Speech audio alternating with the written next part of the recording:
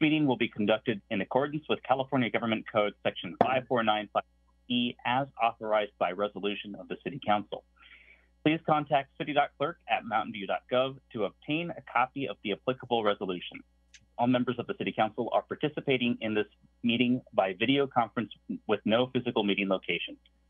Members of the public wishing to observe the meeting live may do so at mountainview.legistar.com, youtube.com/mountainviewgov, and on Comcast Channel 26.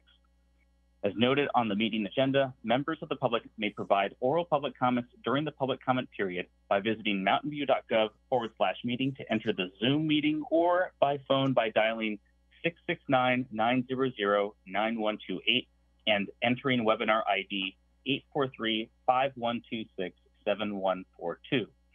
Any emails received by 4:30 p.m. today were received directly by the City Council. City Attorney Logue will make a closed session announcement, and then the City Council welcomes public comment on the items listed for closed session. Thank you. There are 2 items on the closed session agenda for this evening. Item 2.1 is a conference with legal counsel regarding existing litigation pursuant to Government Code Section 54956.9. The name of the case is Ching Li Shea versus the City of Mountain View, 820 through 860 Villa Street, LLC. Frederick Chen, Mark Chen, Don Baker, Douglas T. Watson. Santa Clara County Superior Court case number 20 CV 365876. And the second item is item 2.2, is a conference with legal counsel regarding a liability claim pursuant to Government Code Section 54956.9. The name of the claimant is Chandra Arnold. Thank you. Would any member of the public on the line like to provide comment on the closed session items listed on tonight's agenda? If so, please click the raise hand button in Zoom or press *9 on your phone. A timer will be displayed on the screen. Seeing no members of the public wishing to speak, the council will now recess to closed session and return to this webinar at 6:30 p.m. for the regular session. See you then.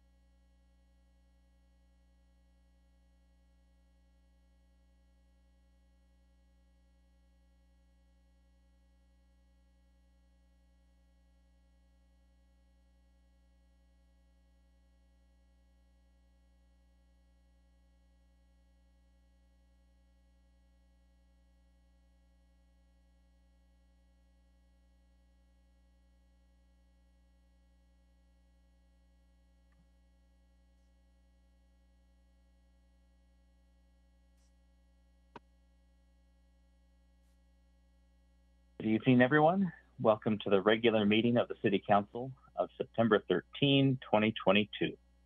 I will now read the usual announcement as required.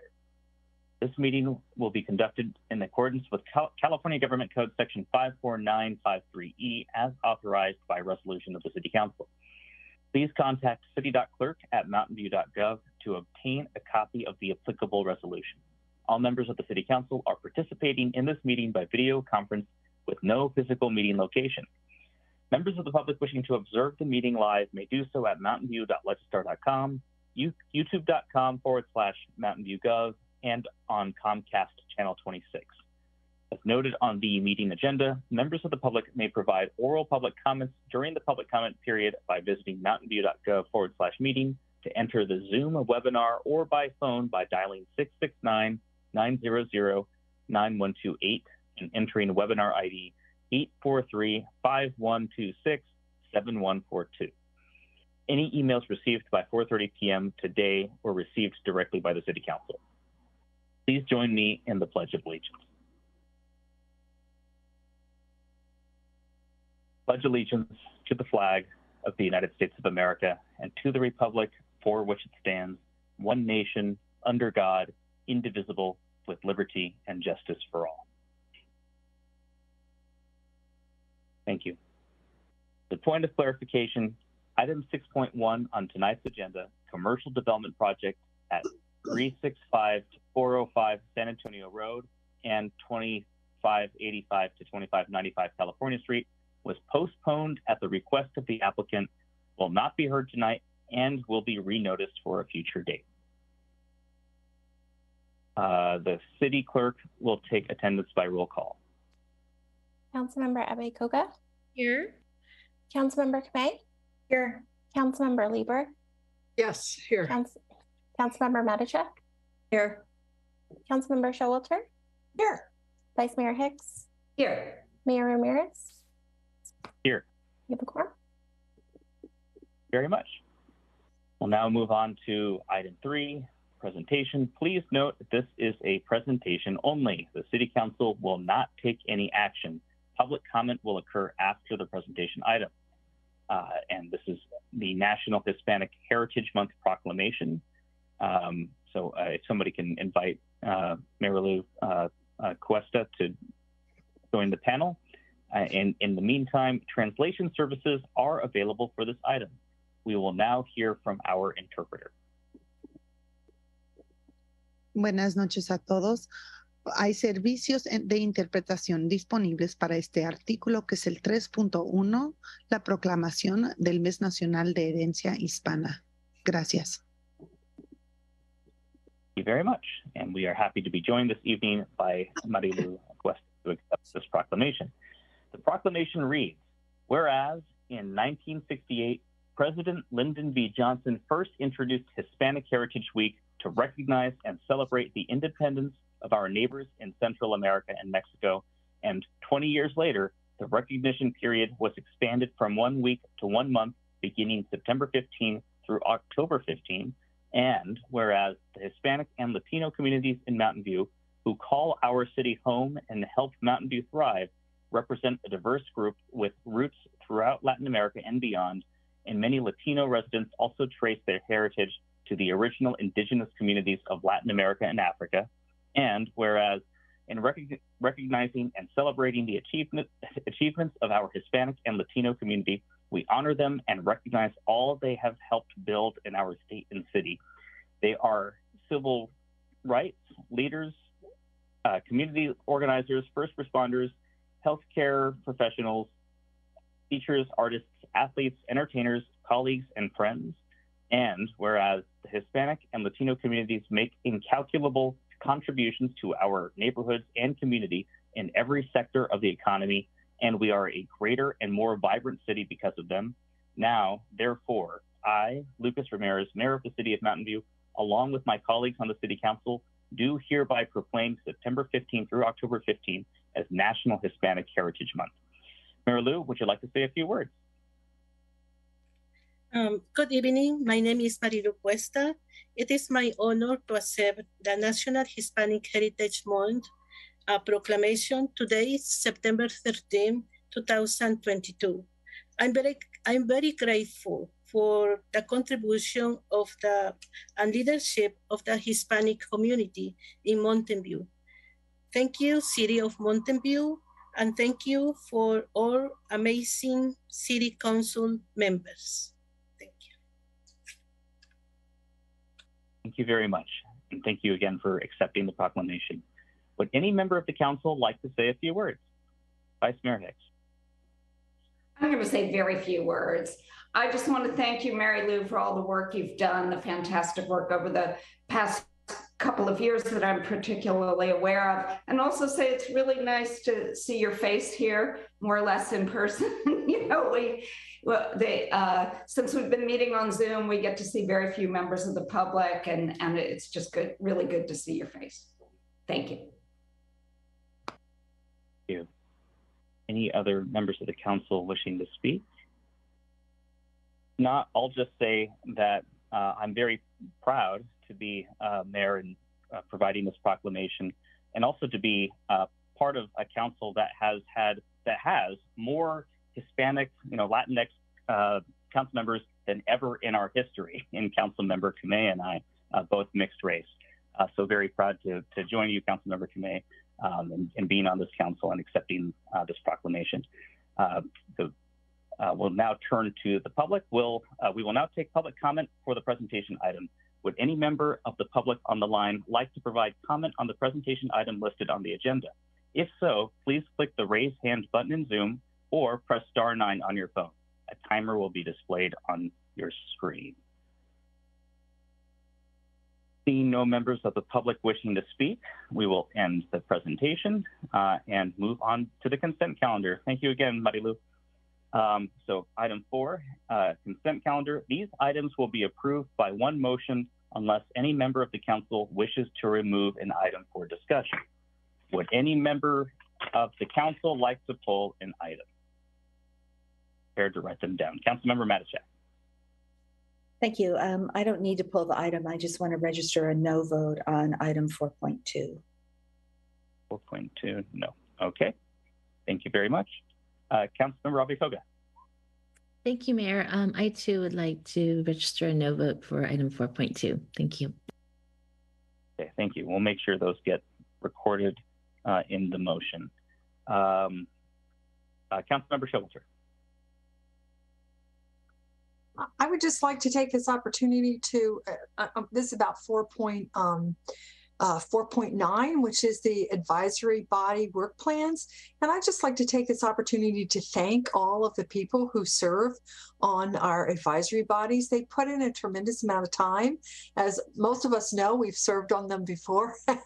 And they learn a lot, but they really give a lot to the city of Mountain View. And I just want to thank them all for their service. Very much. No other member of the council would like to pull an item, then we'll turn to the public. Would any member of the public on the line like to provide comment on any item on the consent calendar? If so, please click the raise hand button in Zoom or press *9 on your phone. A timer will be displayed on the screen, and given the number of speakers, we'll go ahead and allocate 2 minutes. The first speaker is SP. Hi, everyone. I'm just curious if someone can enable the closed captioning so that members of the public who are hard of hearing can actually participate in this conversation. Thank you. Thank you very much. And I think that's something that we will work with our staff to address. Next speaker is Tim McKenzie. Hi, everyone. I'm Tim McKenzie, he, him pronouns, 7-year resident of Mountain View. I'd like to make a comment on 4.9, the advisory body work plan, specifically about PSAB. One of the items is looking for extreme views within the police department based on a recent report that there has been infiltration by white supremacists of police departments in California. Ideally, we don't have that in Mountain View. I think that we don't have white supremacists, but it's great to check that box. We should make sure that there are no white supremacists or extremists in the police department. But I think that we should go a step beyond that. And I would like to see on the advisory body work plan recommendations or building up ways to make sure that we maintain the lack of white supremacists moving into the future, and adopting best practices to make sure that they are never able to come and take root in our community, and a little bit more action oriented rather than just receiving a report. Thank you. Thank you very much. The next speaker is Bruce England. Thank you, Mayor. I have two comments I want to say for myself. For all the work plans, I'd like to see the advisory bodies have entries for legislative priority recommendations. I noted that none do in the drafts for this year. I'm not suggesting that you make any changes to them for this year. That's asking too much. But for next year, it would be great if the advisory bodies would have that direction to at least consider including that. And also, I'd like to see the work plans review process by City Council happen earlier in the year, in the future, so the advisory bodies can have them approved by the start of each fiscal year. I'm not sure how we wound up having this done in September. It might just be a historical artifact. Thank you. Thank you very much. The next speaker is Albert. I have a couple of slides.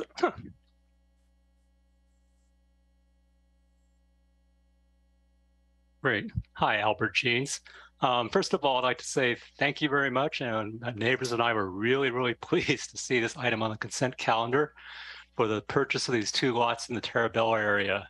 I mean, this area really needs new parks, especially since Shoreline Gateway and the Alta Housing Project will be coming along pretty soon. Well, maybe 4 or 5 years. Next slide, please. And yeah, it's a good, I'm certainly, it's a step in the right direction, but we've still got a long ways to go.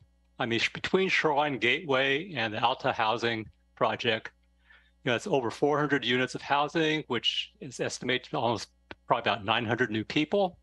So this 1.66 acre park is a step in the right direction, but still doesn't come up to the 3 acres per 1,000 people. That's sort of our aspirational goal. And for the entire area of the Sterling planning area, my estimate is that, within the next 5 or 7 years, about 3,000 more people will be coming, given all the currently approved projects, especially big ones like the Sevens, which used to be, the really nice 2-story apartments. 3,000 people, again, the aspirational goal is to have 9 acres of parkland. And, given that the price of parks is, something like $10 or $12 million an acre, that's very challenging. And I know we'll talk a lot more about this in the park strategic plan, but just want to make people aware that this is definitely a step in the right direction, but we've got a long, long ways to go. Thank you. Thank you. I know the council is very proud to be able to provide additional park space in this area. The next speaker is Erica Valentine.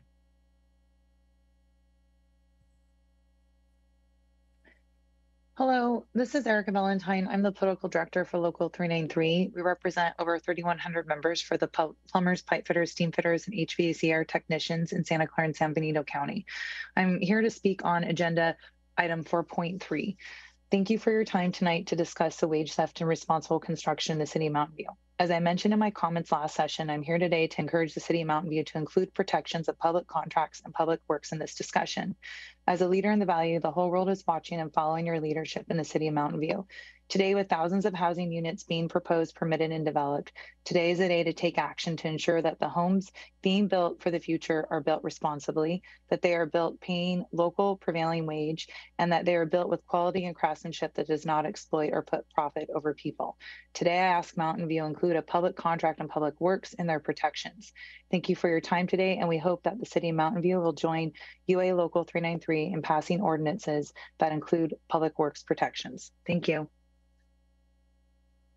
Very much, Erica. The next speaker is Frank Austin.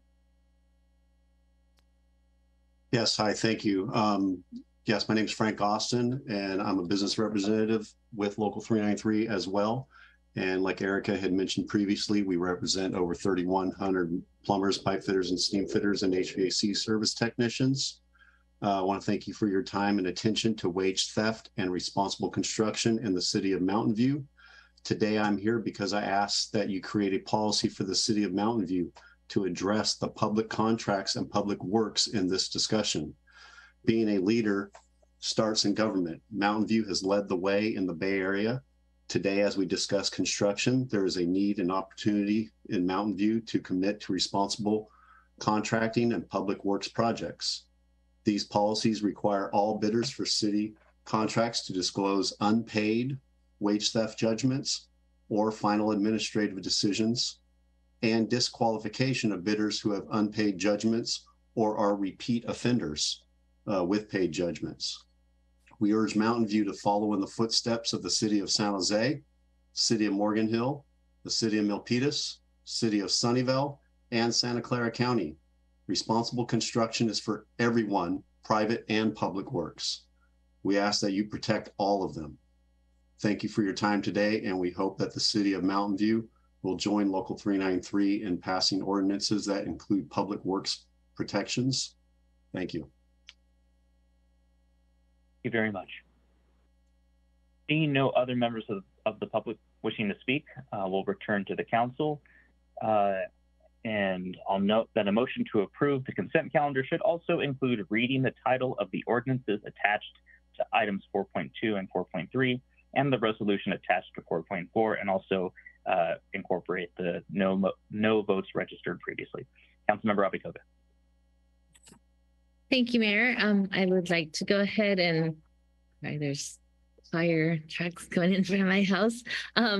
But I'd like to go ahead and make a motion to approve the consent calendar that includes item 4.2, adopt an ordinance of the City of Mountain View amending the mobile home rent stabilization ordinance, chapter 46 of the Mountain View City Code to remove the exemption for mobile home spaces and mobile homes in a mobile home park that are subject to an approved accord, to be read in title only, for the reading waived, with no votes from Council members Matichak and Abikoga.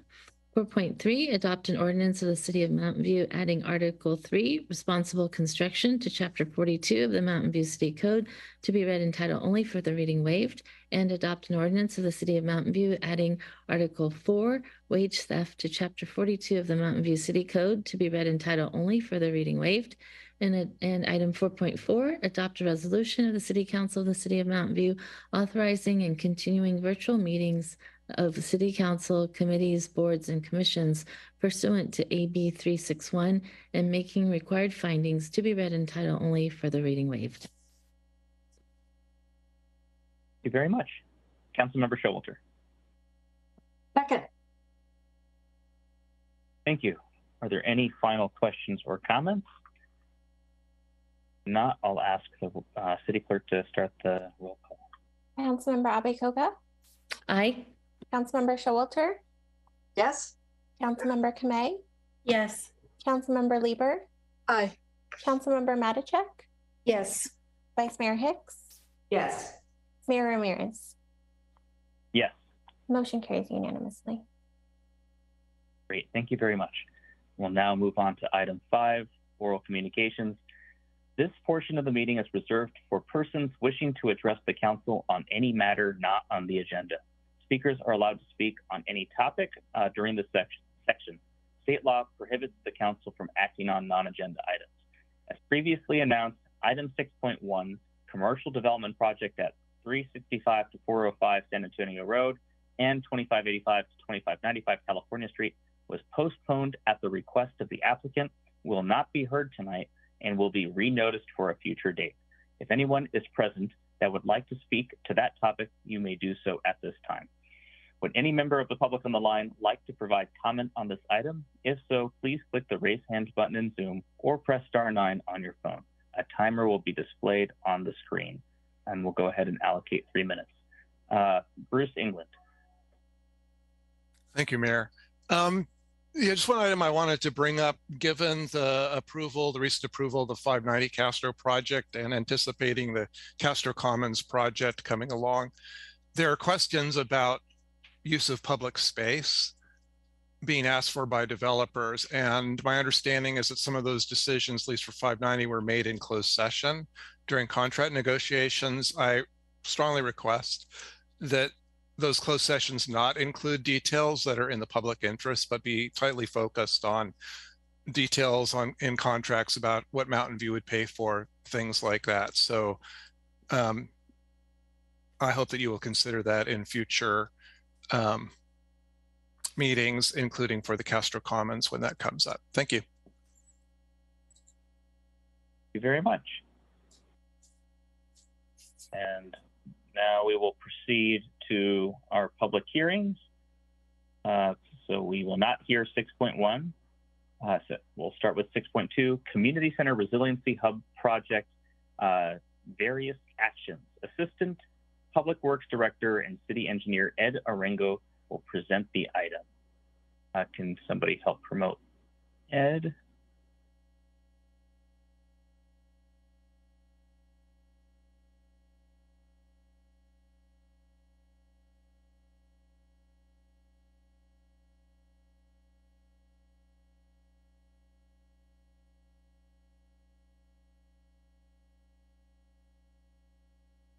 And if there are other members of the staff that we will need to promote as well, I would appreciate staff's assistance.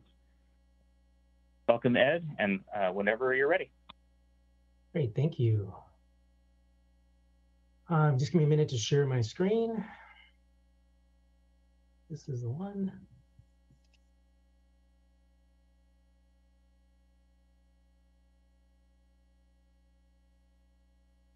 Okay, you should be seeing the presentation. Yes, we can. Great. Okay, thank you, Mayor and council members. I appreciate the introduction. I'm also joined by Dawn Cameron, Public Works Director. And we're here to provide a short overview of the Community Center Resiliency Hub project. The advancement of this resiliency project is in large part due to Silicon Valley Energy providing grants for energy conservation and resiliency projects that reduce demands on the power grid and minimize impacts to key facilities when power outages do happen.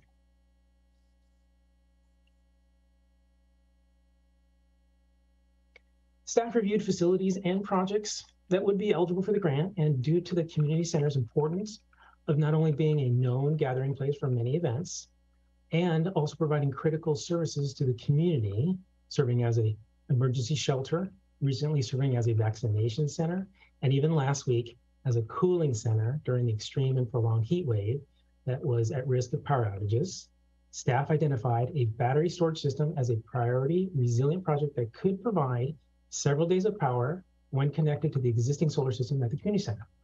This system addresses resiliency, but also reduces demand during peak hour energy use. During the evaluation of the project, two options were identified for the battery storage system, where the higher level of energy storage was recommended based on balancing the capital costs with the benefits of longer run times, the delivery model to install improvements within the grant timelines, and the space needs and constraints at the community center to accommodate this additional equipment. Option A provided for the best balance of these criteria. In May this year, the city submitted a grant application and was successful in meeting the grant requirements due to the expedited timing of the grants, which requires construction to be completed by the end of next year. Staff is recommending the design build delivery model and entering into a contract with Sysco Energy Solution. This model, as compared to the traditional design bid build model, is allowed under the government code specific to energy efficient projects that meet the required findings, where this project does meet those findings. The recommendations as outlined in the council report are outlined here, but to quickly summarize the highlights, staff is recommending council approve a mid-year CIP and appropriate funding, adopt a resolution identifying the findings made and awarding a contract to Sysco, and authorizing the city manager into a grant agreement and apply for rebate funds. And that concludes my presentation. Thank you very much. Does any member of the council have questions? Not seeing any. So we'll turn to the public. Would any member of the public on the line like to provide comment on this item? If so, please click the raise hand button in Zoom or press *9 on your phone. A timer will be displayed on the screen. And there are a couple of speakers, so we'll allocate 3 minutes. The first speaker is Mitch Vince Figuera. Whenever you're ready.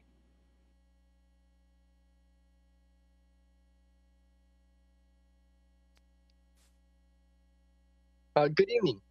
I was trying to speak on number 5, but I'm not sure if I didn't hear you correctly and it got skipped over. Am I still available to speak on that now? Unfortunately, we've already moved past the non-agenda public comment, so not on this item, regrettably. But please feel free to follow up by email with the City Council. Thank you. Thank you. The next speaker is Bruce England. They said no, you can't speak on it. Thank you, Mayor. Yes, Bruce England speaking for Mountain View Coalition for Sustainable Planning. This is a very worthy project in our view, and so we enthusiastically support it. Thank you. Thank you. Seeing no other speakers from the public, we'll return to the council. And I'll note that a motion to approve the recommendation should also include reading the title of the resolution attached to the report. Councilmember Abico. Thank you, Mayor, and thank you, staff, for bringing this forward to us. It's a very exciting project, especially for me as a member of the SVCE board. We've been trying to provide more and more program funding to the community, to the cities, this being one of them. Sometimes, though, it's challenging for cities to take advantage of these opportunities, especially with staffing issues and whatnot. So I'm actually very pleased that we are moving forward with this. And so I just want to thank staff for their willingness to work on the project. I know there's a couple of other hands, but I would be happy to make a motion when the time comes. Thank you. Thank you. Councilmember Showell.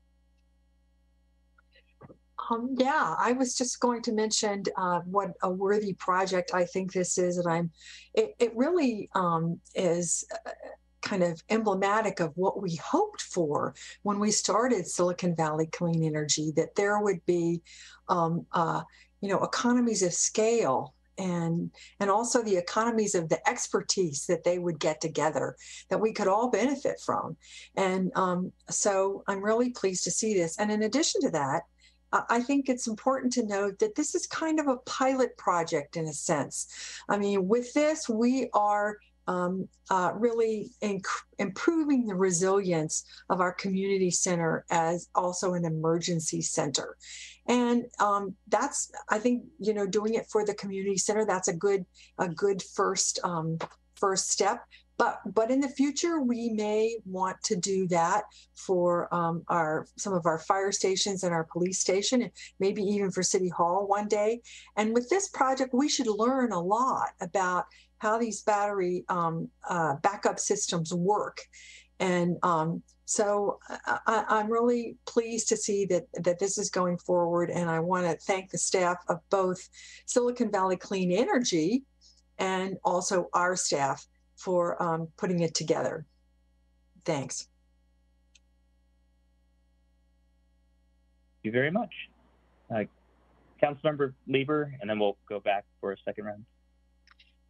Thank you, Mayor. Well, I also want to add my kudos to those that have already been voiced. I think this is a very important project, and it's going to be a great teachable moment for families in particular in the community who have students who are learning about energy and where our energy comes from, and all of the science behind that. So I think this is going to be a really wonderful project. And I was just curious in terms of Silicon Valley Clean Energy, when we buy our power, are we buying one of the green sources coming from SVCE when we buy through PG&E?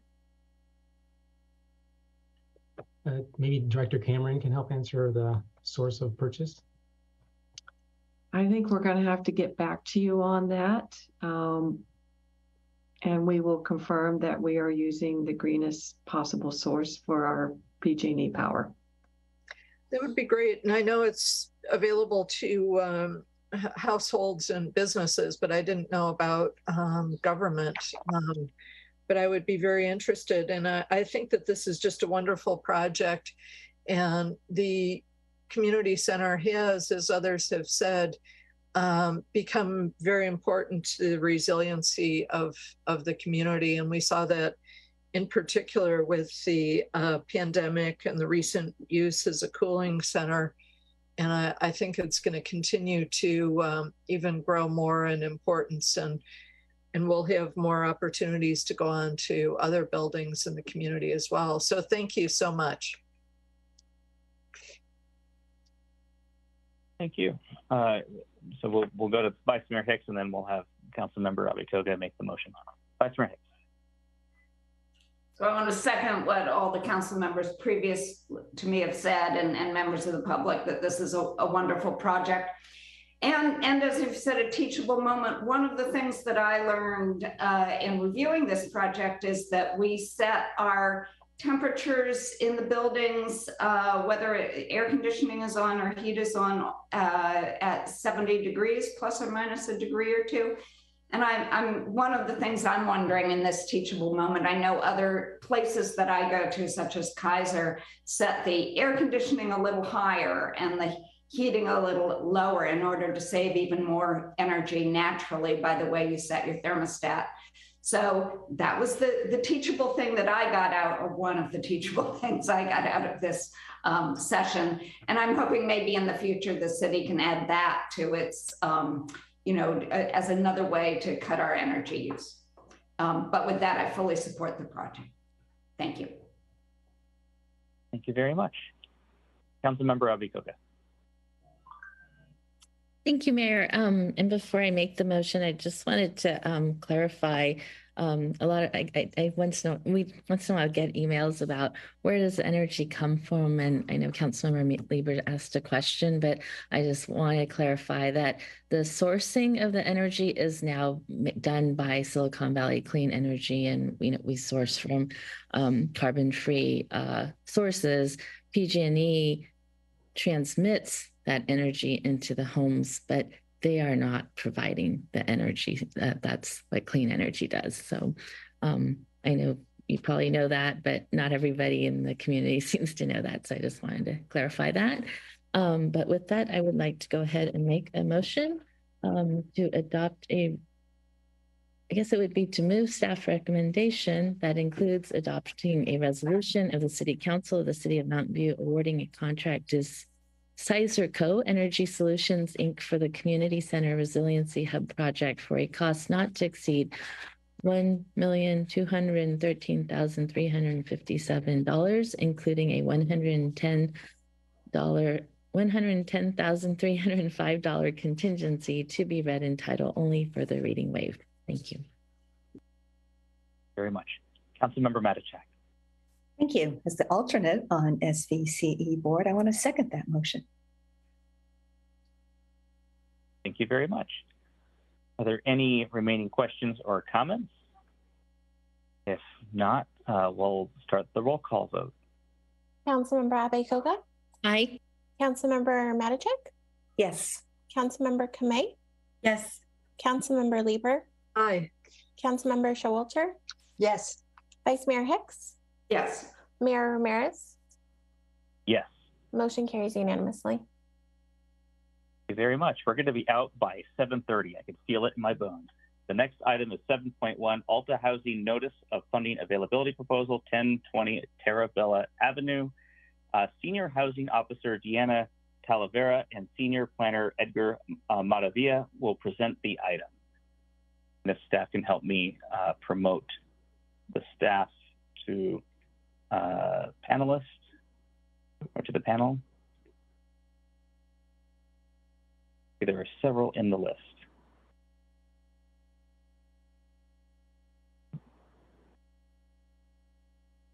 Good evening.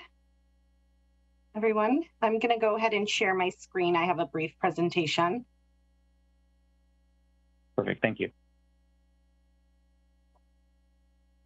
Everyone can see that, I'm hoping. Yes, we can. Thank you. Okay, great. Well, good evening, Mayor, Vice Mayor, and Council members. My name is Deanna Talavera, and I'm the Senior Housing Officer here with the City of Mountain View. And I'm joined this evening by my colleagues, Michaela Hellman-Tincher, Housing and Neighborhood Services Manager, and Edgar Maravilla, Senior Planner with the City.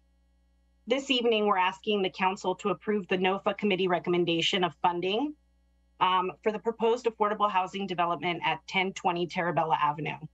The NOFA committee, comprised of 3 council members, Councilmember Margaret Abe-Koga, Councilmember Pat Showalter, and Vice Mayor Allison Hicks, all met on August 18th to review the project application.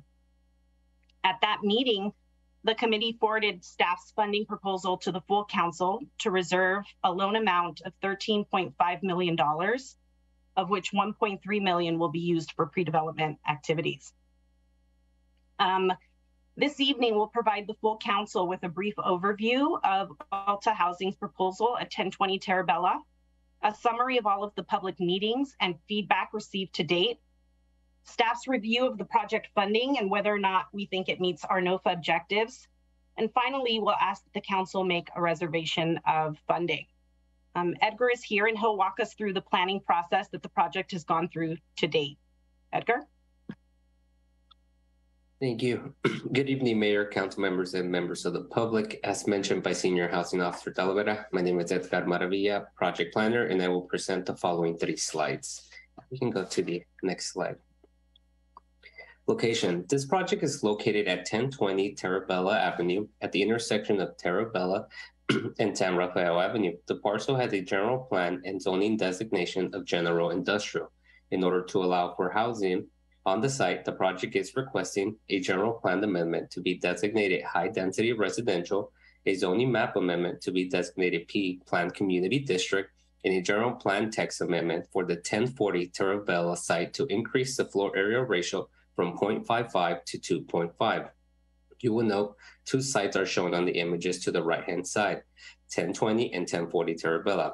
This project was submitted as a gatekeeper application in 2020, where 1040 Terabella, a public storage facility, will donate over half an acre to Alta Housing in return for an increase to the allowed floor-to-area ratio.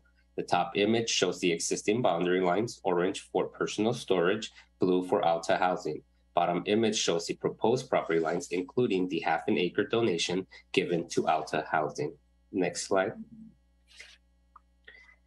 Here you'll see the public meetings to date. The project has gone through a gatekeeper authorization, a study session with the Environmental Planning Commission, a study session with City Council, an applicant-led neighborhood meeting, a development review committee, a NOFA review committee, and today's council meeting.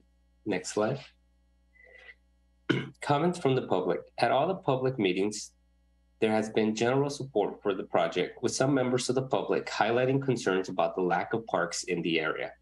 Design feedback was also given on the importance of landscape and tree canopy, addressing the boxy appearance of the building, and integrating a warmer color palette. Staff is actively working with the applicant to incorporate the design feedback into this project. With that said, I will turn the mic back to Senior Housing Officer Talavera.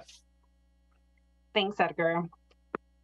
So Alta Housing's proposal at 1020 Terabella is 6 stories with 108 affordable units.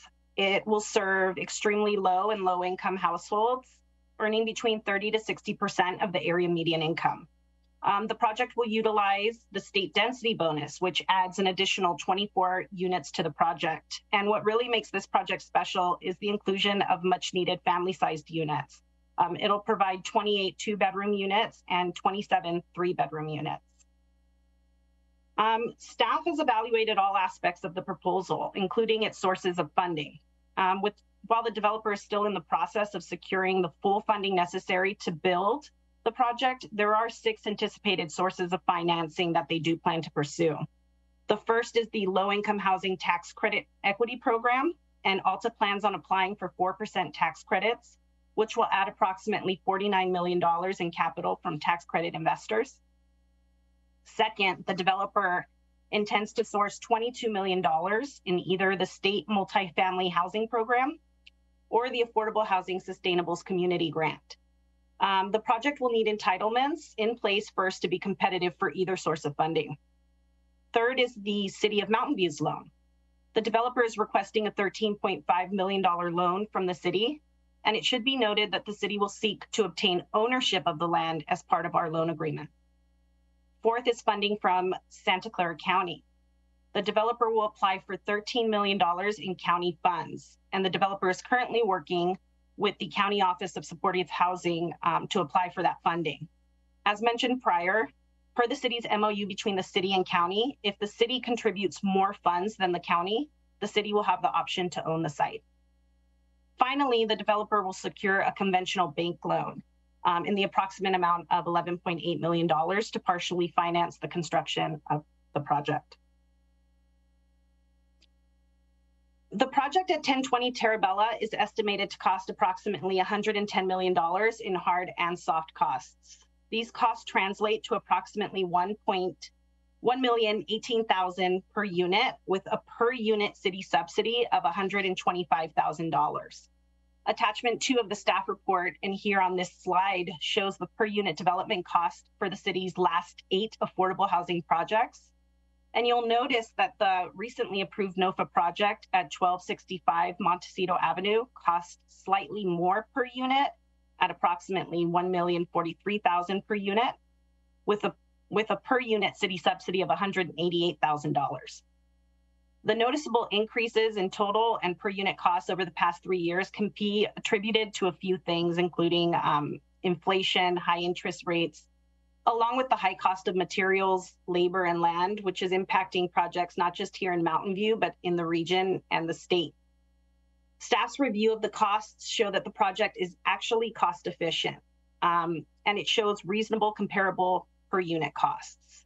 Note also that the city's per unit contribution for this project is lower than in past projects, as the developer is taking advantage of several other sources of funding. Our review and evaluation of the project determined that it meets the city's goals and objectives to expand affordable housing opportunities to households who are otherwise left out of the Mountain View housing market, particularly families, as there are highly needed 2- and 3-bedroom units. That it meets the City of Mountain View's strategic roadmap goal of increasing the quantity and diversity of housing options, including assistance to the unhoused.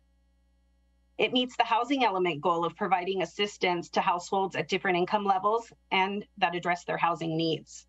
Finally, the development is financially feasible. We've reviewed, and Alta Housing has demonstrated success in developing high quality, safe, and well-designed affordable housing in the city. If the council recommends a reservation of funding for this project, Alta Housing and Public Storage will each continue to refine their design and funding proposals and pursue individual entitlements, but they'll go through the CEQA process together. Alta plans to complete the entitlement and approval process in early 2023 and begin construction in 2024. So with that, staff recommends that the City Council reserve $13.5 million in housing impact funds for the Alta Housing Notice of Funding Availability application. We're asking that the Council appropriate $1.3 million of the $13.5 million for pre-development costs, with $1 million going to Alta Housing and $300,000 for staff time, environmental studies, parking, and other studies necessary to get this project entitled. And that the council authorize the city manager to enter into a loan agreement with Alta Housing in the amount of $1 million for the use of these pre-development funds. I am joined now by our team, and we are available to answer any questions that the council may have. We also have Alta Housing here in the audience if there are any questions for them. Fantastic. Thank you for the presentation. Are there any questions from the council? And if you don't mind removing the screen share so I can better see if there are questions. I'm not seeing any questions, so We'll turn to the public. Would any member of the public on the line like to provide comment on this item? If so, please click the raise hand button in Zoom or press *9 on your phone. And once again, a timer will be displayed on the screen. We'll go ahead and allocate 3 minutes. Bruce England. Thank you, Mayor. I know that you had some letters on this and that's in your questions to staff, but there are concerns about the sidewalk along there. And even though there are improvements that I guess are going to happen through Public Works, that's great. But maybe the improvements need to go even further than they're planned to be, because the street is not very friendly for bicyclists, which means bicyclists are going to tend to want to go up on the sidewalk, which means that compromises pedestrian travel. So I know Dawn was in the session earlier. I don't know if she's still there, but that's something really for Public Works consideration, I suspect. But otherwise, very supportive of the project. Thank you. Thank you very much. Next speaker, Kevin Ma. Evening, Council. My name is Kevin Ma. I represent the League of Women Voters tonight. The League of Women Voters is in support of increasing the stock of affordable housing to decrease the number of residents at risk of becoming homeless. As such, we have been consistently in favor of 1020 Terabella as it's been going through these many months. We concur with the NOFA Review Committee and staff recommendations for this project so that we can get this project faster to completion. And we also applaud the work of Alta Housing in keeping costs low. Thank you. Thank you very much. See no other, oh, actually one more, SP. Hi, everyone. Thank you. I'm actually a neighbor of this particular community. I think this is a wonderful project.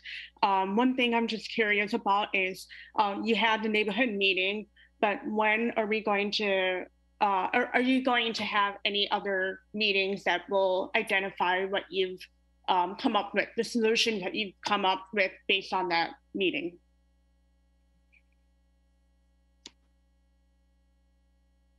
And so we can't respond to resident questions at this moment, but a member of the council may ask that question at another time. Did you have anything else you wanted to add, SP?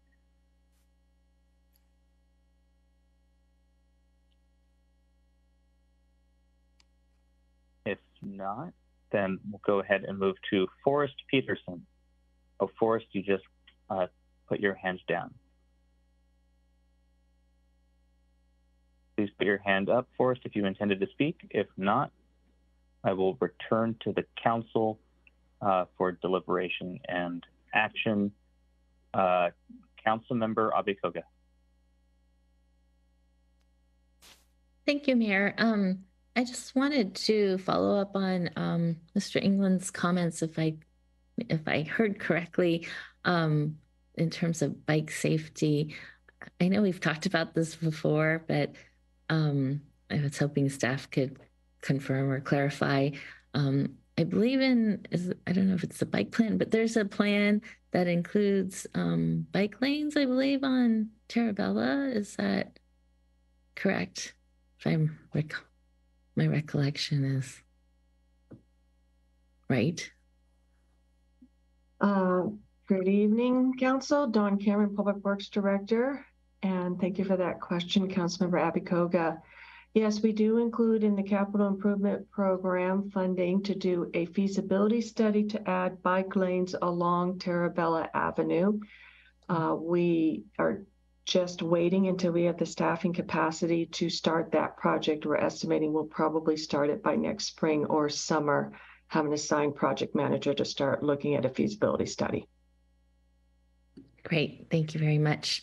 And then in response to, I think it was Ms. SP, I don't know what her, I guess, community input items were, but I had some questions, or I had some concerns about the design of the building.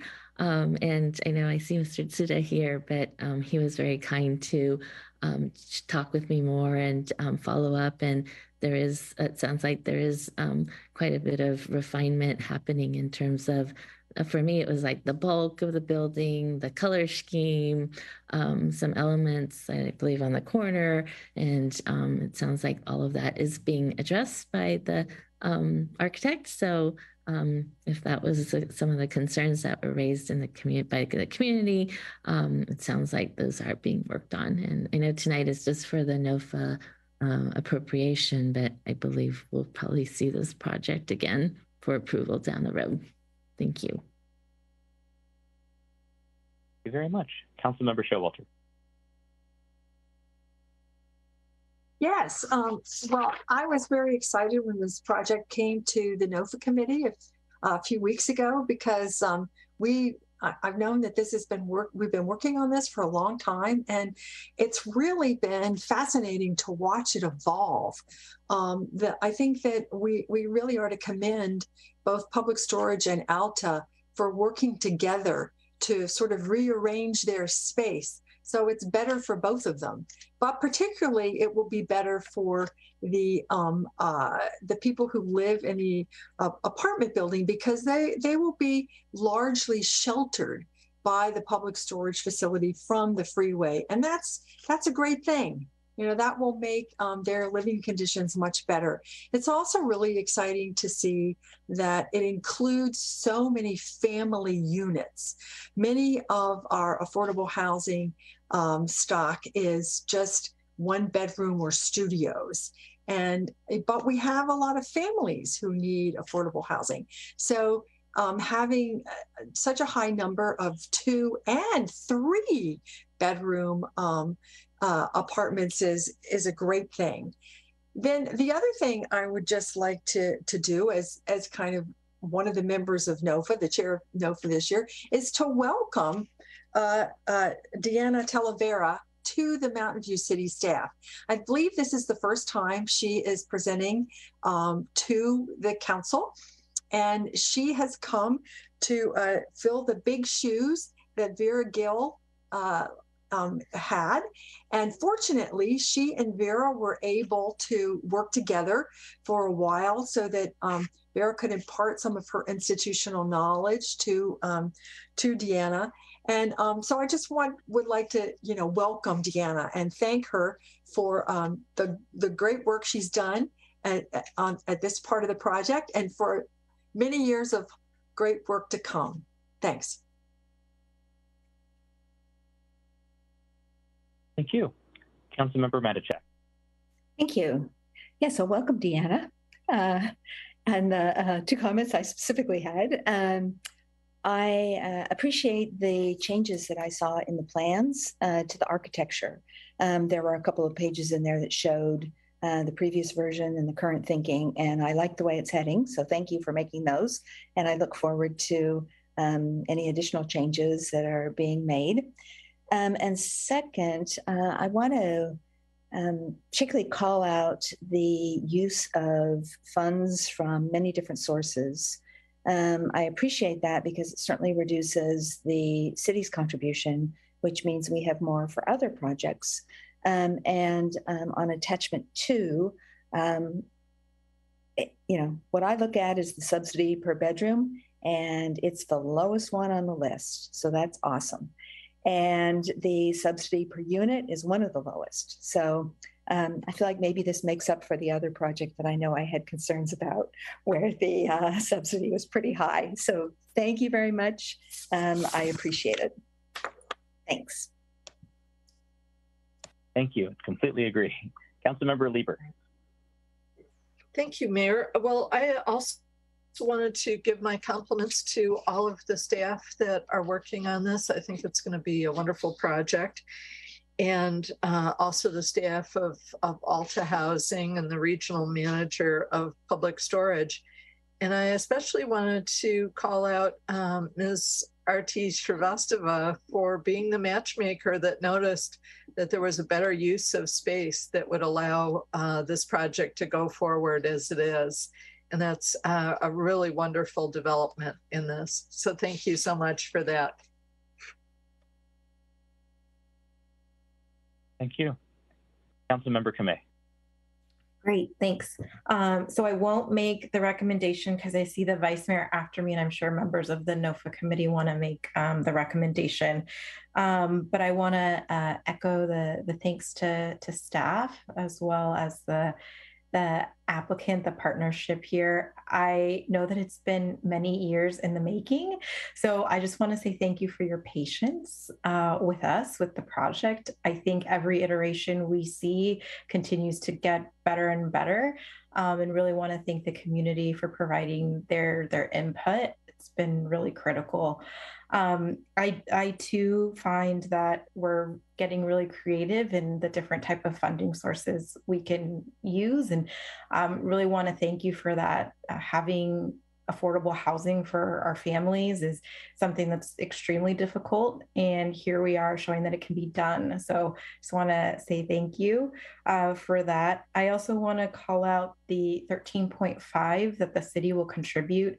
I know there's been discussion on the council about, owning the land, the county or the city. Just want to reiterate that as much as possible. I really like opportunities where the city can own the land, and just want to make sure that we can see even more creative partnerships like this in the future. Thank you. Thank you. Vice Mayor Hicks. So first I want to say to Councilmember Kamei, you're welcome to make the motion if you'd like. As a member of the committee, I take absolutely no offense. But I just wanted to second what other council members have said, that this is a great project. I won't list all the reasons because you all have done a good job, and thank you to staff as well. I also wanted to thank members of the public, in particular, Joel Dean and Bruce England, who've brought our attention to the sidewalks, which is an ongoing concern of mine whenever we build projects that are a little over the 1 and 2 stories that, have constituted Mountain View in the past. When we put more people on the side, taller buildings put more people on the sidewalks. And I like that members of the community are making sure that there is room for more people. We're also trying to get people out of their cars. And if we're going to do that, we need to make sure that there's room for them, and that they'll be safe on our sidewalks and hopefully bike paths as well. So I want to thank everyone very much for bringing that up, that item that's a constant concern of mine, and I'd like us to take care with it as we do these projects. And with that, unless people have additional concerns, I would move the staff recommendation. Thank you very much. Councilmember Showalter. I would like to second the staff recommendation. Thank you. Any final comments or questions? Not, we'll go ahead and take the vote. Vice Mayor Hicks? Yes. Councilmember Showalter? Yes. Councilmember Abe-Koga? Aye. Councilmember Kamei? Yes. Councilmember Lieber? Aye. Councilmember Matichuk? Yes. Mayor Ramirez? Yes. Motion carries unanimously. Very good. Thank you, staff.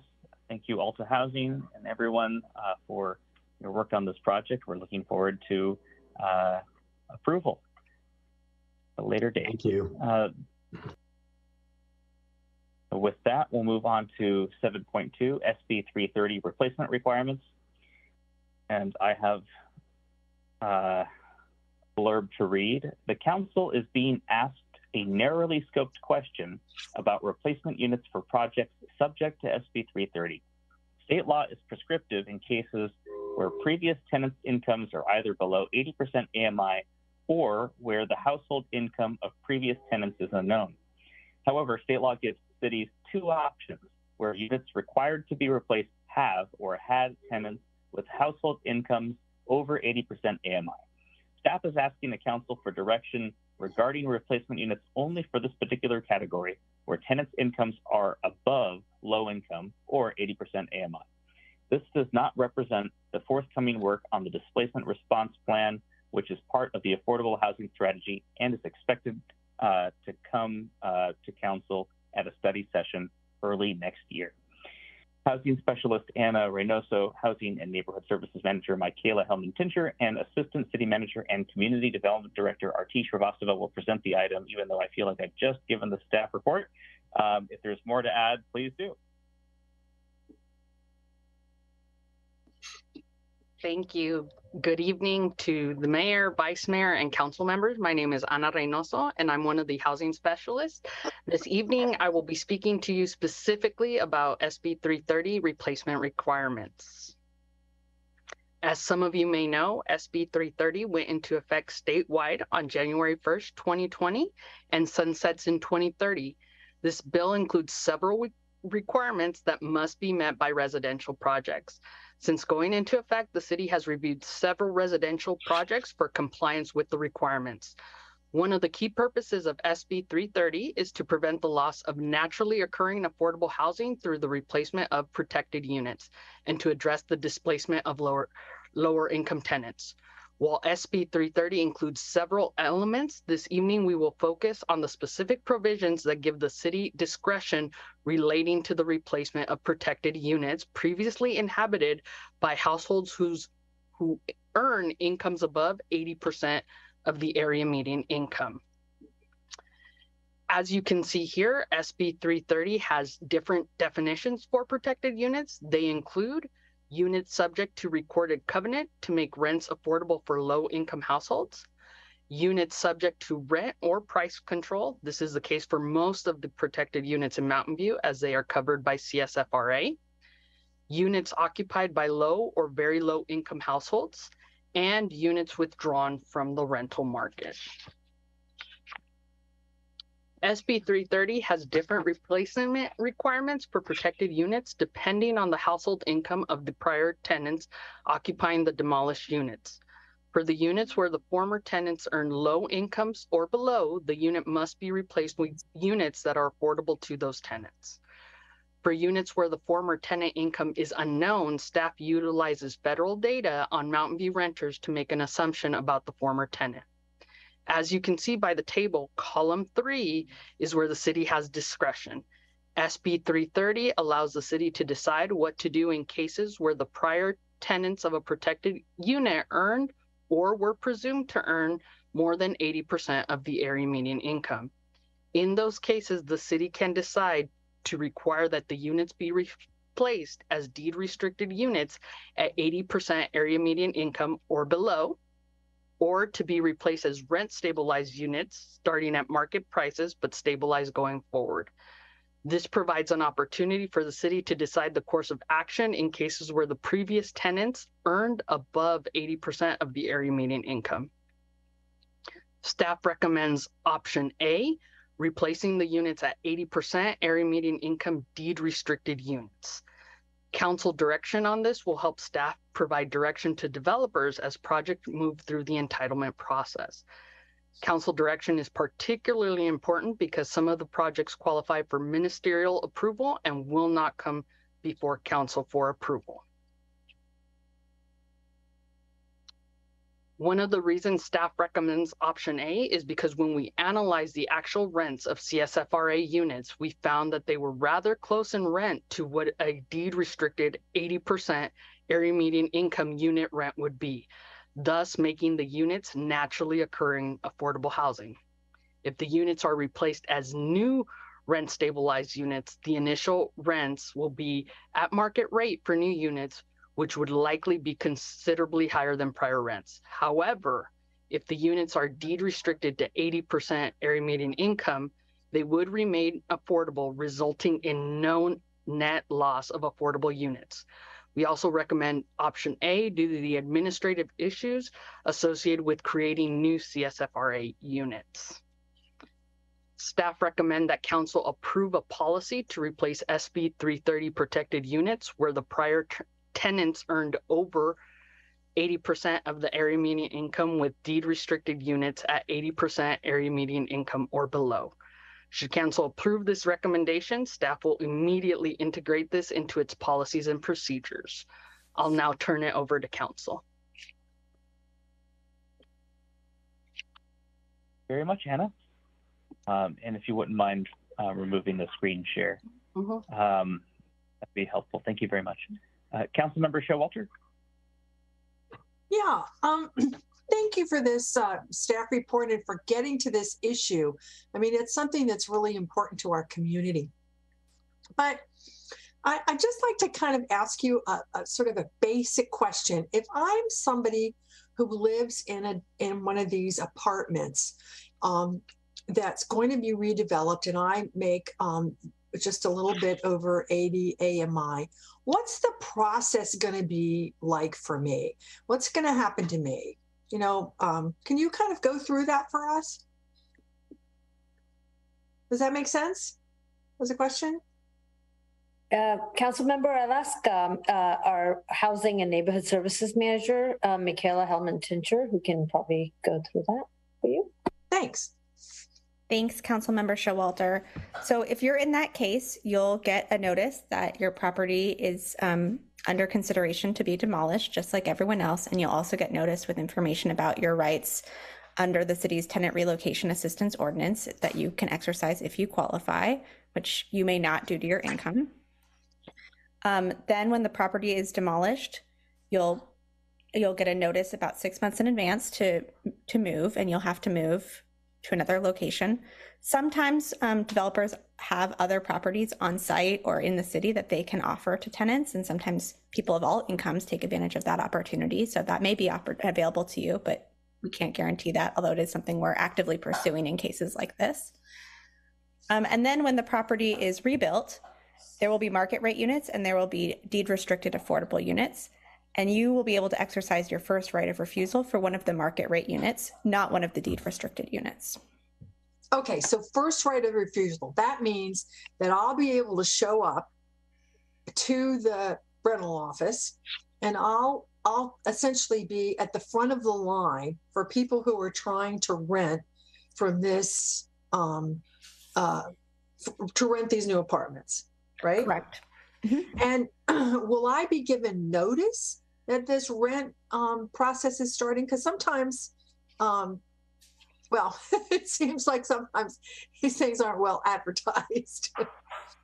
Yes, I don't think we have a lot of experience with this part of the process yet. We've not encountered this end of the story very many times, but we work really hard to maintain contact information through our relocation specialist for anybody who's been displaced. And then we send notices out when there's opportunities to rent. The good news is that in these cases, we'll also have a really good understanding that the property is available for rent because they'll be notifying us to make them available through our BMR program. So we'll have multiple ways of knowing and making sure we notify folks if they are able to maintain their current addresses with our relocation specialist. Okay, thank you. That helps. I think we need to, you know, it helps to hear it as a story. Thanks. Very much. Councilmember Matichak. Thank you. So I was wondering if we have any projects either in the pipeline or anticipated where this issue is going to come up, either going to the zoning administrator or the council.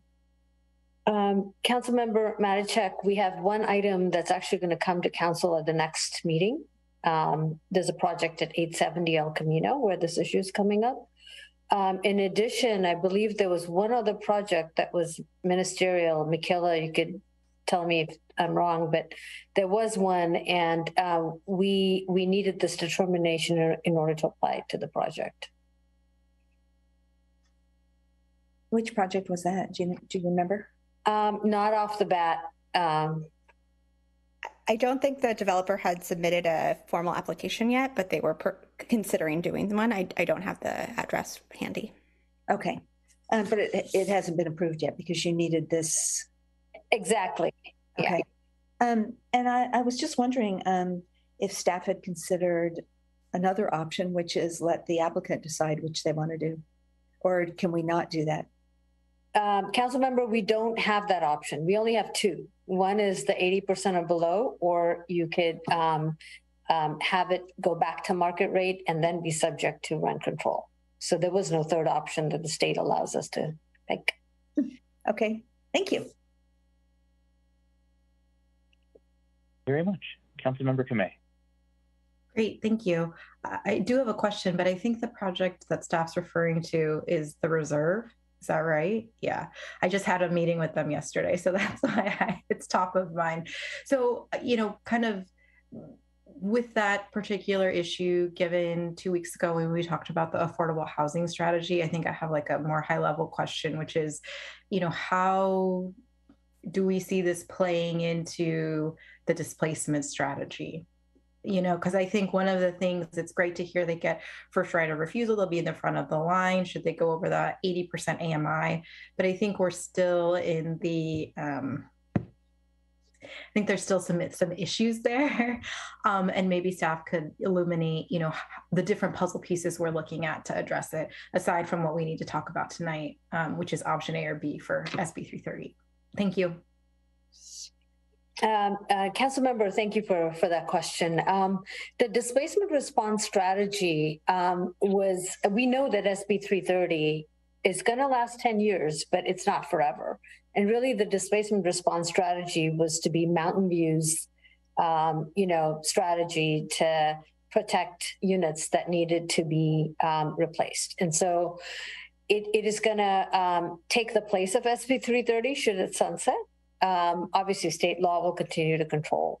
But beyond that, I think our experience with just projects in general have made us better prepared. As Michaela mentioned, we're learning more about how to put policies in place to be able to offer TREO, understand when there are additional requirements that apply, making sure that we can work with the property owner to find other places, even if people don't qualify.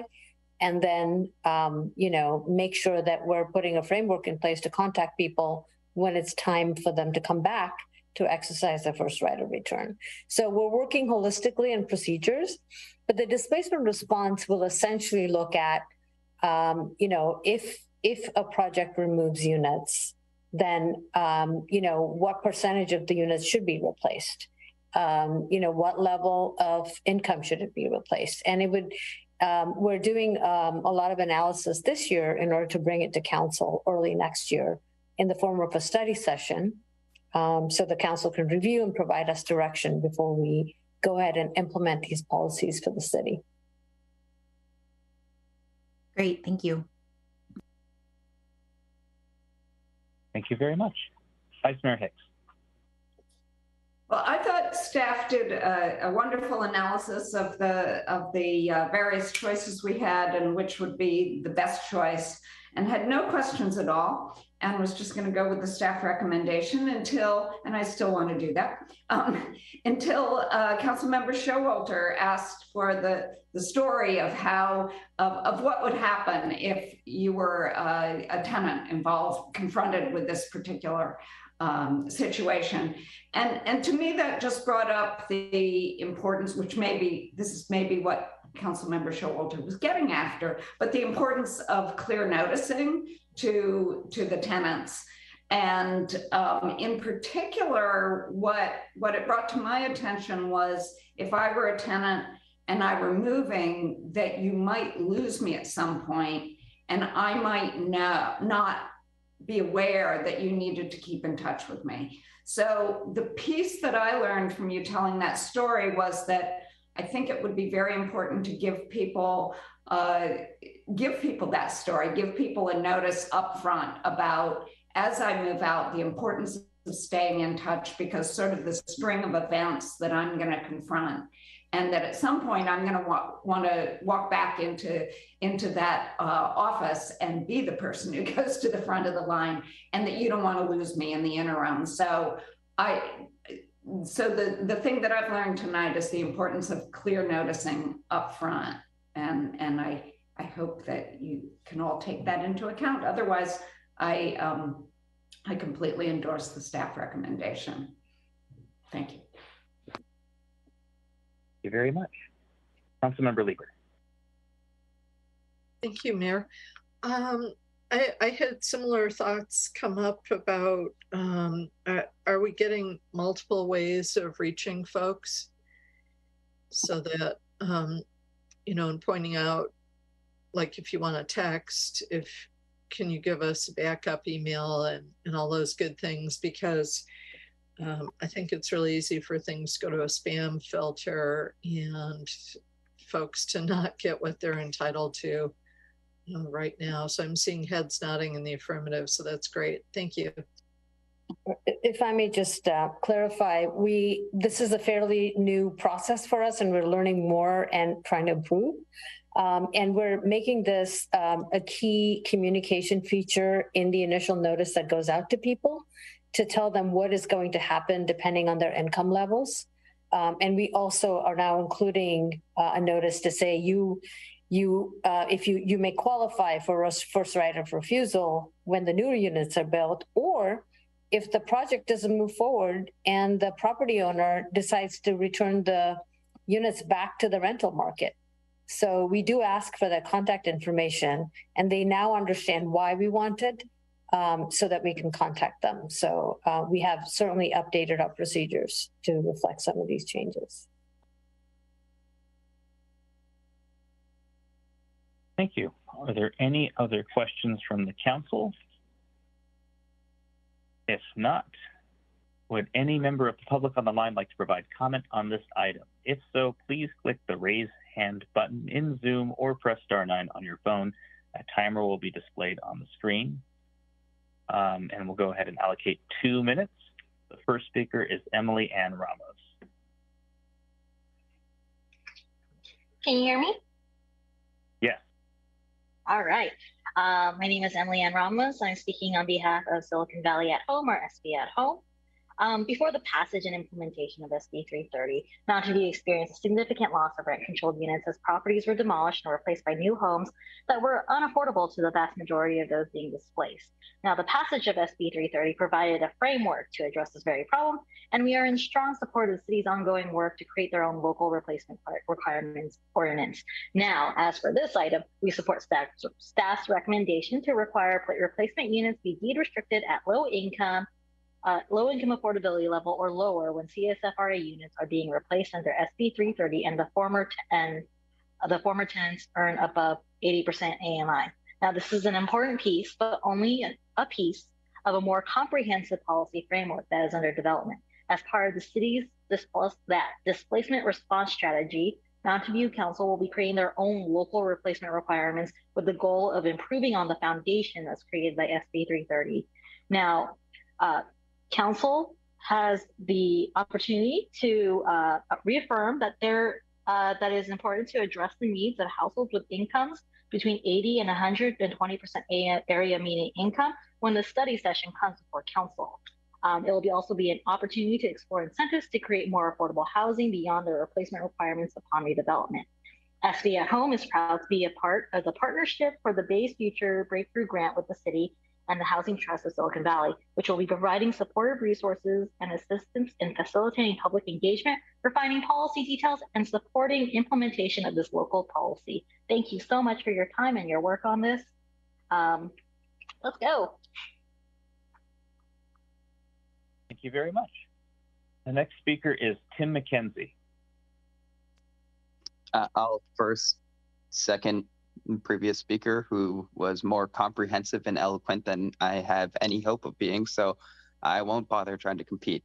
But ever since I've lived in Mountain View, it felt like there was always rent controlled apartments being torn down for market rate units. So it's great to see this. Thank you, staff, for a really clear presentation about sort of what's at stake, and setting at 80% AMI. It sounds like an excellent way to do this. It seems great. And since SB 330 is sunsetting, and at the future council study session, I mean, I'm not a lawyer, or I don't understand how all of this stuff works, but as a member of the public, I'd love to see a municipal adoption, Mountain View adopting a local version of SB 330 and doing as much as we can to maintain naturally affordable housing in our community. It really struck me at the Human Relations Committee housing presentation earlier in the year, how many people talked about growing up in Mountain View is always an economically diverse community, but they're not seeing that anymore. I know there's someone who comes to council meetings and speaks fairly frequently and says that they grew up here and they know that all their friends can't afford to live in the place that they grew up. So being able and taking concrete action to make sure that Mountain View remains an economically diverse community that's open to all, I think is fantastic. So thank you. This seems great. Thank you very much. The next speaker is Kevin Ma. Evening again, Council. My name is Kevin Ma, again representing the League of Women Voters. The League of Women Voters supports the retention of subsidized housing as affordable housing. As such, we agree with the staff recommendation that for the discretion Council has, that it should be placed on deed-restricted in perpetuity units as opposed to units under CSFRA. We also thank the Council for asking the question we brought up in our letter about the use of CHAS data, though we are concerned that again, that the CHAS data may not be the most accurate. The newest one, which was released 4 days ago, is from 2015 to 2019. And the difference between that and the year before is 3% in the percentage lower in the under 80% category, which means there would be perhaps a few units shifted. And that currently there is in the municipal code under density bonus projects supposed to be a questionnaire given out to developers. That's section 364890D under replacement determination. And perhaps it should be clarified whether that actually is currently being enforced or the decision has been made to ignore that for now, in which case, for the purposes of greater transparency, we would like this to be asked. Thank you. Thank you very much. The next speaker is Alex Brown. Al, I agree with the previous speakers. Thank you. Thank you. Seeing no other members of the public wishing to speak, I will now bring the item back to council for deliberation and action.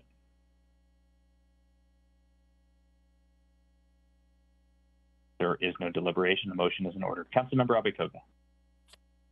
Thank you, Mayor. I'd like to thank staff as usual for the staff report and for the work on this as we try to navigate through all of the state legislation that's being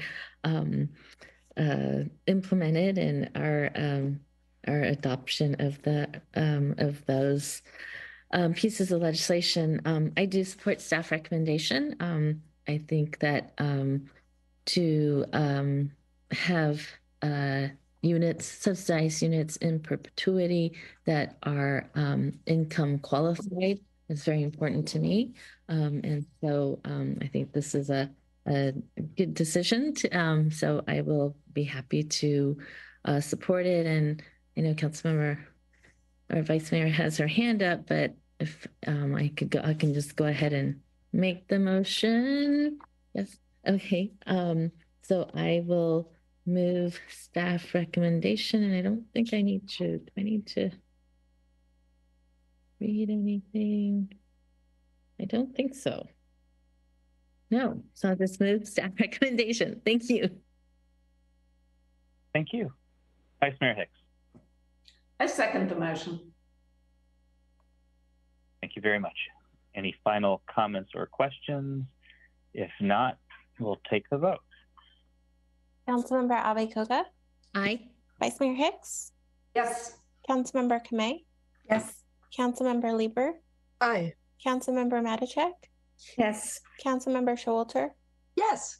Mayor Ramirez? Yes. Motion carries unanimously. Fantastic. Thank you very much, and thank you, staff, for working on this important item. And that concludes the regular business, and we'll proceed now to council staff and committee reports. Are there any council staff and or committee reports? Councilmember Abikoga. Thank you, Mayor. Just a couple of report outs. At the last VTA board meeting a couple of weeks ago, there was an item that was approved to approve MOUs with the city of Mountain View and the city of Palo Alto, but this was to move forward with our Rangsdorf grade separation project. And if I remember the exact amount, I believe it's $42 million that was approved through the Measure B funds. So that project is moving along. I'm very excited about that.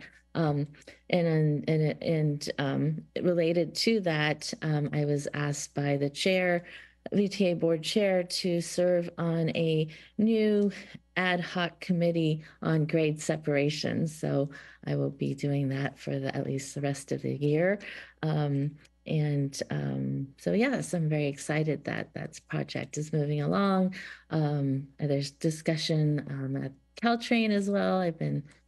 I'll be talking with them about how to maybe to look at all of the grade separations projects and see how we can move them along more quickly. But I'm excited because from everything I'm hearing, our Ringster project is at the top of the list of potential funding. So hopefully that'll happen sooner than later. I also attended the Bay Area Housing Finance Authority committee meeting, and there are several projects that are moving forward, pilot projects. One is a doorway portal pilot, and this is like a website where they compile all of the affordable housing units that are available in the Bay Area. So folks can go there to look, if they're looking for affordable units, they can go onto this website and find what's available in the whole Bay Area. And so we approved we are recommending approval of $1 million contract for the web design of that doorway portal. And also we are moving forward with some preservation projects and offering pre-development and technical assistance through our REAP funds that we receive. We are just trying to get some pilot programs up and running as we prepare for a potential ballot measure. And then also a happy note, I know several of us attended the Fire Department Academy graduation for lateral firefighters, and it was just a very impressive group of firefighters who have come from other departments, and some when you leave, you actually have to start from the bottom and work your way up again. And so I believe there was one gentleman who was a fire captain, and he came over to be a firefighter. And I asked him, well, why are you sacrificing so much to come to Mountain View? And his response was that he came to visit on recommendation of one of our firefighters, and was just really impressed by the warmth, the team, family spirit of our fire department. Our chief is, a great leader. And so that was just very, it was a proud moment for us and our fire department. So kudos to our fire chief and the entire department for that. And the exciting thing also is that we are now fully staffed in the fire department, which is an amazing feat. And so again, congratulations to our fire department. Thank you. Thank you very much. Councilmember Kameh. Great, thank you. Wanted to share that I attended the League of California Cities annual conference last week and represented the city as the voting delegate. It also ended my tenure as president for the Women's Caucus. It was a great year of service. So that's it. Thank you. Thank you very much. Councilmember Showalter. Sorry, my mute button got slid down to the bottom of the screen. Two things quickly. One, I went to the firefighters ceremony too, and I was really impressed by it. All of the things that Margaret said are so true. But another thing about it that really struck me was that one of the parts of it was to take the oath of office.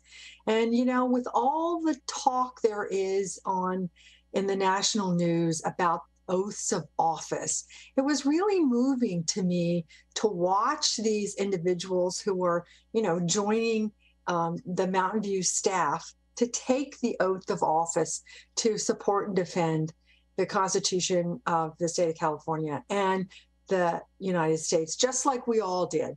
So I just wanted to bring up that, that oath of office is really woven, into the fabric of our community life, it's not just something that we see on the national news. And that kind of hit me.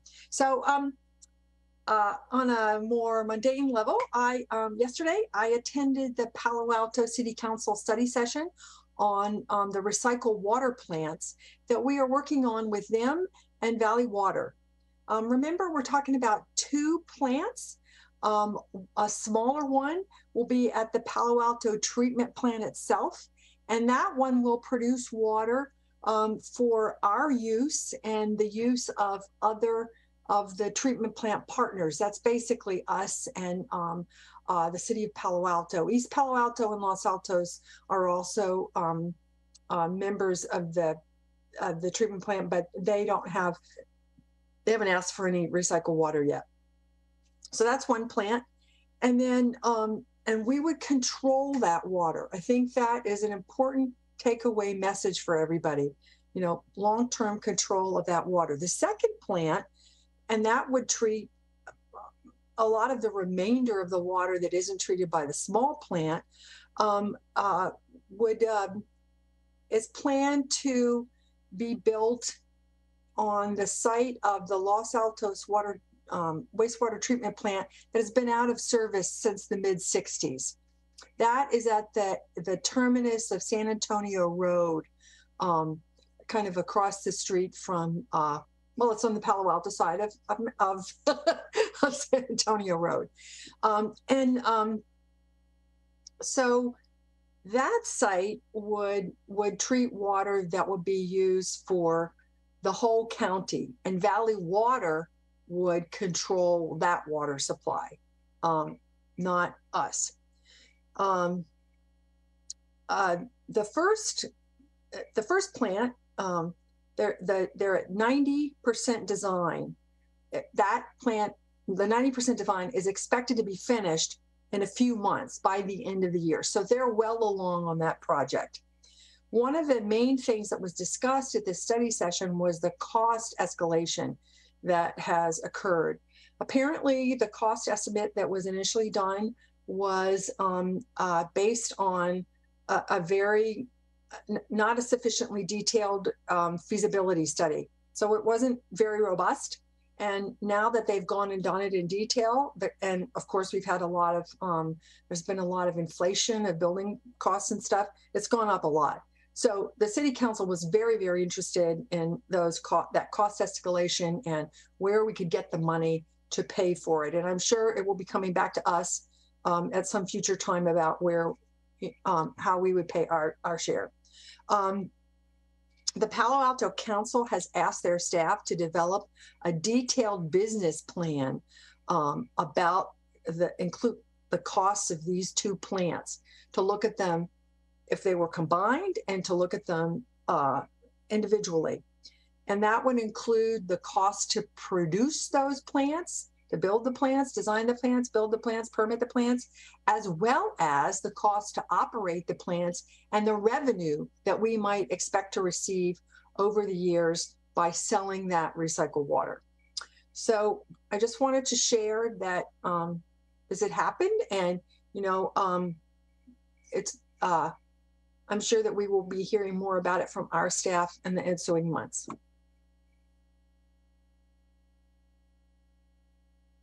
And that's it for my report. Thank you. Councilmember Abikoga. I'm sorry, Mayor, I forgot one other thing. I've been approached by other council members in other cities about what our plans are in terms of going back into in-person meetings and offering hybrid meetings. And some issues that came up, issues that have come up were things like, what are, I know the intent is to allow the public to continue to call in hybrid meetings, but for council members, my expectation is that we're going to all come back in person, but apparently that's been debated in other cities. So it just dawned on me that we should probably begin to, set policies on how we would conduct hybrid meetings. And yes, my expectation is that we all, as council members, will be back in person. But as a result of that, I wanted to see if I could get support from my colleagues to refer this issue of policies around hybrid meetings to the CPPC, the Council Policy and Procedures Committee, to look at these issues. Even things like absences or when a city council member could call in. Like I would, look at like family emergencies or health issues, but other than that we come in person. So I was hoping to get council support on looking at those policies and having the CPPC come back with recommendations on that. But the other part of this is discussing this also with staff, there's a lot of noticing issues that, we have, and it's a little challenging because we don't have a date certain as to when we plan to come back into in person. So I know that we had agreed to follow the county, what they're doing, but and just procedurally, it seems like it's challenging if we don't have a certain date certain. So I was going to, I'd like to propose that we look at setting a date, and it can be in like December even, just to give everyone time to prepare and be ready to come back in person. But that I think we should set a date certain so we can actually begin to prepare for all of that. So should I ask for a show of hands for the first part about policies, CPPC making policy recommendations? And then I don't know if I have to bring it back, the second piece about a date certain for in-person meetings. But maybe if you don't mind, I ask staff, I know we have a CPPC meeting coming up pretty soon. Is the turnaround time, is this something that we could realistically incorporate into that agenda, or what's staff's sense of timing for consideration? Good evening. This is Jennifer Logue from the city attorney. I think that we could open the discussion on policies. We could agendize, it as a discussion item for the CPPC on policies for, hybrid meetings. We may not have it all drafted, by the 28th, but I think we could certainly open the discussion and present some ideas, and then come back with, a proposed policy. So I think that could be done by the 28th. Okay, that's helpful. So I guess we'll do a straw motion to see if there's support for that referral. Okay, so yeah, the strong majority. I'd like to make a comment. Sure, Councilmember Showalter, and then we'll take the second question. Yeah, I would like sort of to hear a straw motion. Is there anybody who expects that they're not going to come back regularly? I mean, I'm wondering if this is a real problem we have, because I'm certainly expecting to come back regularly. I know when we discussed it previously, Councilmember Matichak said she was. So is that a problem we expect? I mean, we certainly have a strong custom of showing up at council meetings very regularly, and I don't know if we need to make that a policy. I guess that would be my question. What do we really need this? If I could, I don't know if we can deliberate it at length here, but I think that the technical issue is, I believe, correct me if I'm wrong, staff, council members are currently able to participate remotely if they want to. And so it would be a policy question of a requirement that members of the council participate in person, or if we want to allow exceptions to that requirement. So there is a policy question. I mean, this happens in San Jose all the time. Regularly, members of the council are not physically present for their hybrid meetings. and there is no requirement for them to be physically present. So I think, if I'm not mistaken, that would be the policy question for the CPPC and then the City Council. So hopefully that's, Councilmember Kamei, did you want to speak to this before we go to the item? Yeah, I mean, I'm not looking to necessarily discuss, but I do want to say that I thought that there was an existing policy that we had where in extenuating circumstances, if a council member was, traveling or something, when we used to work, that we would be able to do a telepresence in. I mean, I would assume that that would be the exception. And I'm hopeful that, as we are coming back to council meetings, as people are having to go back to work or to travel for conferences, that would remain an option. And I don't know if there would be synergies with what's getting proposed in that policy, which I'm assuming still exists. And so I just wanted to put that out there, not for necessarily discussion today, but for the CPPC. Thank you. Thank you. Yes, I think this is a more complicated matter than it may appear to be superficially. So I'm looking forward to the staff presentation on that item, but it has been referred to the CPPC. And then for the second item, I am turning to staff again. Typically, we've had this discussion about when we're coming back, when we've had the AB 361 resolutions or the extensions. Should we wait for that item? I think it's on the next council agenda, or is it appropriate for the council to provide direction on this tonight? I'm sorry, is this related to the date coming back for hybrid? Yes. Yes. I mean, I don't think that you have to provide direction or take action on that tonight. I mean, I think that's up to you. I don't know if, are you interested in picking a date, or is this, I'm not sure. Councilmember Abacoa, can you remind me of what exactly the request was with regard to that? Yeah, so it was to pick a date because according to my conversations with some of your staff, it's very hard, like if we have to schedule public hearings and so forth, we have like certain, I believe the days that we have to do it in advance. And we have to notice whether it's going to be in person or hybrid. And so it just sounded like it was time for us to pick a date to come back in person for all of those procedural issues. And yeah, so I guess I felt that in light of the new booster coming out, I checked at the county numbers, and I know there's some non-reporting going on, but our numbers are like under 300 now.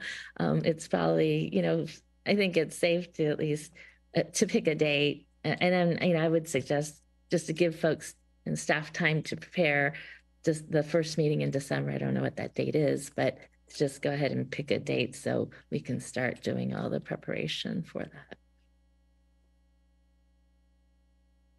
Okay, sorry.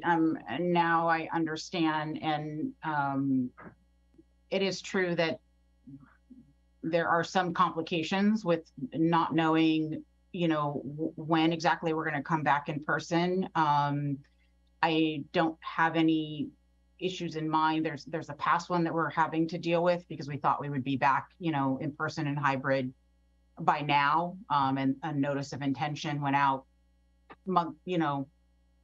maybe more than 30 days ago. And so we're having to adjust because we're not back in person. So I think what Councilmember Abacoa is talking about is, to the extent that happens again, where we have to provide, notice that is well in advance of the meeting, knowing whether or not we're going to be in person or hybrid is helpful. So I don't know that you need to, decide on a date tonight. You could, or you could, discuss it at the next meeting, but I'll let, I don't know if Kimbra has any thoughts on this issue with regard to, picking a date. Thank you, City Attorney. So I would suggest that if council members have a preference tonight, it would be easier for staff to have you all do a straw poll, just so that we know which direction that you're wanting to go. Certainly you can refer it to the CPBC, as the city attorney said. They will have a discussion about it at the end of the month. And then we could bring that update back to council in, well, it would be in October is when it would come back to council. But if you all have a preference tonight, it would be easier to take a straw poll and give us direction.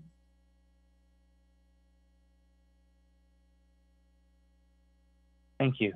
Councilmember Lieber, I think you're next in the queue. Thank you, Mayor. Well, I think it was several meetings ago that we discussed this last and took a vote on it.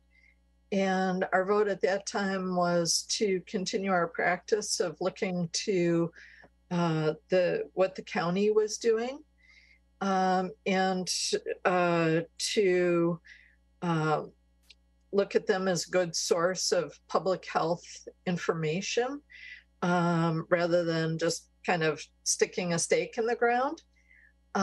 So if council policies and procedures takes a look at this, I'd love to have staff look at what the county's thinking is on it, because I know that different entities have, and indeed we did, pick a date and then pull that back, and then pick a different date and pull that back. And I think that the county, as the public health authority, really has the best information, and sadly, none of us are fully in control of the virus. So I'd like to see information coming forward from the county rather than just sort of a seat of the pants, how do we feel? City Manager, did you want to speak to? Yes, Mayor, thank you. Just to clarify, so the latest update that staff has received from the county is that they were intending to talk about coming back in October. I should know more. I'm attending a countywide meeting tomorrow. So I will hopefully know more if their board is intending to come back in October or later. I will note that just recently, the county did rescind all of its health orders. So we have made changes to some of our COVID-19 policies due to those health orders being rescinded. So just I want council to just note that. But certainly we can take this to CPPC and then land on a date, and hopefully we'll know more by then what the county is going to be doing. Thank you. Vice. So I thought we were talking about two different things here. One, what I thought we were referring to the CPPC was generally how we would run hybrid meetings. And we talked about several permutations of that, which I won't review because you probably all remember them from several months ago. And then I thought that the second question, which is kind of different, that Councilmember Abicoga brought up is, should we set up a date fairly certain? I mean, you can never be completely certain with pandemics, but a date fairly certain for coming back, because we've run into problems with noticing if we don't do that. So I don't know if we can do that. And I thought that was not really a CPPC thing, although I suppose it could be. I thought that particular piece, if we set it far enough in the future, like Councilmember Abicoga had said, was one that we could either make tonight, or as somebody else had suggested, when we make our next vote on continuing hybrid meetings, maybe it would fold into that. So that's my understanding. And so I think we have, correct me if I'm wrong, decided to refer how the hybrid meetings will operate to the CPPC. But the question about the date seems to be one that we either make tonight or with or along with the next time we revisit the whole issue of meeting remotely. Thank you. City Attorney? Thank you.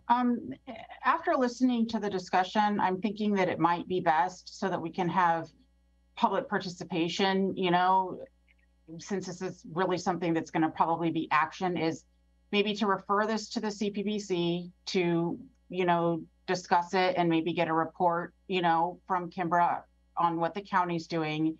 And then we can bring this back and discuss this under the item where we adopt the AB 361 resolution. And at that time, because it's appropriate under that item to discuss coming back and maybe setting a date. And then that way we can have public comment, you know, proper public comment before action's taken. Thank you. Is everyone comfortable with the city attorney's recommendation? It looks like yes, we are comfortable with that. So that is when we will have this discussion. Thank you. Any other items or questions or comments? Not, then we will turn to the closed session report. City Attorney Logue, do you have a closed session report? I do. In closed session this evening, City Council took final action on item 2.2 on the closed session agenda, which was a conference with legal counsel regarding a liability claim filed by Chandra Arnold against the city of Mountain View. Chandra Arnold submitted a claim to the city of Mountain View seeking $2 million for injuries and damages she sustained while riding a Valley Transit Authority bus. Ms. Arnold claims that the bus driver's negligent driving caused her to fly forward from her seat and injure her head, her neck, and her back. Council voted with 7 ayes, 0 noes, and 0 abstentions to deny the claim because the Valley Transit Authority owns and operates the bus Ms. Arnold was riding at the time of her accident, and the Valley Transit Authority is a legal entity separate from the city of Mountain View. Thank you. That's the only report. Thank you very much. It is 8:21 p.m. I predicted an end at 7:30. The voters will hold me accountable in November. Thank you so much for joining us. The next City Council meeting will be held on September 27th, 2022. Until then, stay healthy. The meeting is adjourned. Thank you very much. Take care.